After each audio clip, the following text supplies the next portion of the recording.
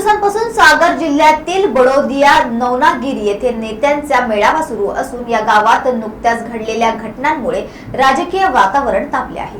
नुकतेच गावातील अंतर्गत वादातून एका पक्षातील दलित युवक राजेंद्र अहिरवार याचा मृत्यू झाला होता, तर दुसऱ्या दिवशी मृतदेहासह गावाकडे येणाऱ्या मयताच्या भाचीचा शवगाडीतून खाली पडून मृत्यू झाला आहे।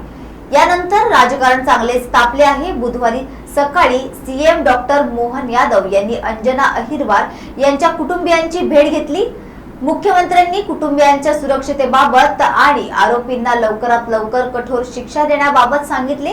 तसेच गावात पोलीस चौकी सुरू करण्याच्या सूचनाही दिल्या आहेत। यानंतर मुख्यमंत्र्यांनी अंजनाचे मामा राजेंद्र यांच्या कुटुंबियांची भेट घेतली। यानंतर प्रसार माध्यमांशी चर्चा करताना या प्रकरणाची चौकशी करून दोषींवर कारवाई केली जाईल असे निर्देशही मोहन यादव यांनी दिले आहेत।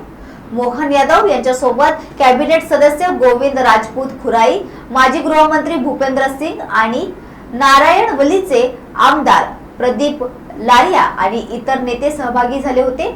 मुख्यमंत्री डॉक्टर मोहन यादव यांनी अंजना अहिरवार यांच्या कुटुंबियांची भेट घेतली। मृत राजेंद्र अहिरवार यांच्या कुटुंबियांना 8,25,000 रुपयांची आर्थिक मदत केली आहे। शवविच्छेदन अहवालाच्या आधारे 4,12,500 रुपयांपैकी निम्मे बँक खात्यात जमा केले जातील। उर्वरित निम्मी रक्कम चलन सादर केल्यावर द्यावी असं मोहन यादव